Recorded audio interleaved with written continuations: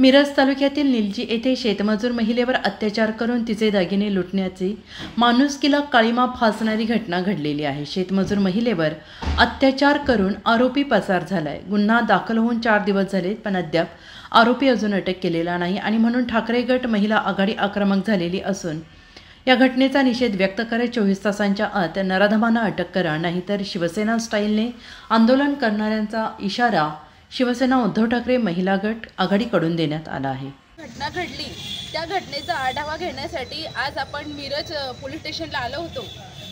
ज्या 4 नराधमांनी कर्नाटकमधल्या महिलेवर जो अत्याचार केला, त्या अत्याचारावर काय यांची प्रतिक्रिया चालू आहे, काय कोणाला किती आरोपी अरेस्ट झाले, काय झाले, हा आपण याचा आढावा घेण्यासाठी इथे जमलो आहोत। एकीकडे मुख्यमंत्र्यांनी जी लाडकी बहीण योजना चालू केली, त्या लाडकी बहीण योजनेचा हा फायदा नेमका आहे तरी कोणाला? जर लाडकी बहीण हीच जर सुरक्षित नाही, तुम्ही 1500 रुपये देऊन जर लाडकी बहीणचं तुम्हाला जर मत लागत असेल, वोट लागत असेल, पण ती तुम्हाला लाडकी बहीण तुमची सुरक्षित आहे का, हे बी तुम्ही लक्षात ठेवा। जर महिला जर घरात सुरक्षित नाही, मंदिरामध्ये सुरक्षित नाही, तर महिला आहे तरी कुठं सुरक्षित? आणि नेमकं हे 1500 रुपये देऊन गृहमंत्र्यांना काय सिद्ध करायचं आहे, यासाठी आम्ही इथं सगळे जमलो आहोत।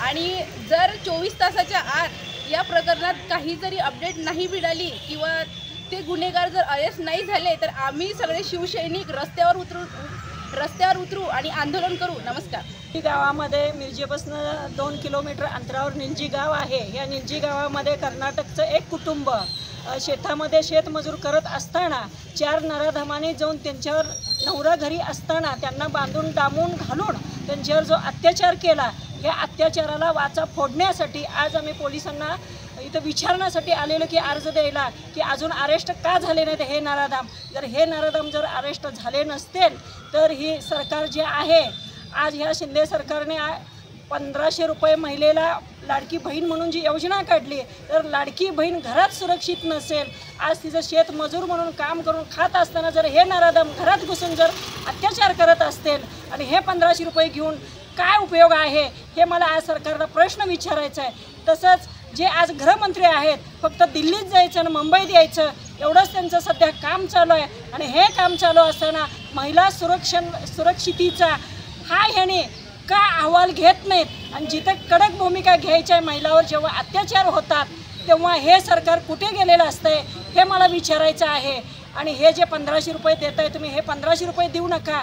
जी नशा चाललेली असते ह्यांच्या गोळ्याची किंवा दारूची, ती दारूबंदी पहिला बंद करा। हे 1500 रुपये नाही दिले तर महिला आघाडी महिलांना चालेल। लाडके बहीण म्हणून जी तुम्ही बोलताय, पण ह्या लाडक्या बहिणींच्यासाठी जर ही सुरक्षितता होत नसेल तर आम्ही शिवसेनेच्या वतीनं कडक आंदोलन, रस्ता रोको ही केल्याशिवाय मिरजमध्ये राहणार नाही आहे, ही एवढंच एक मी सांगते।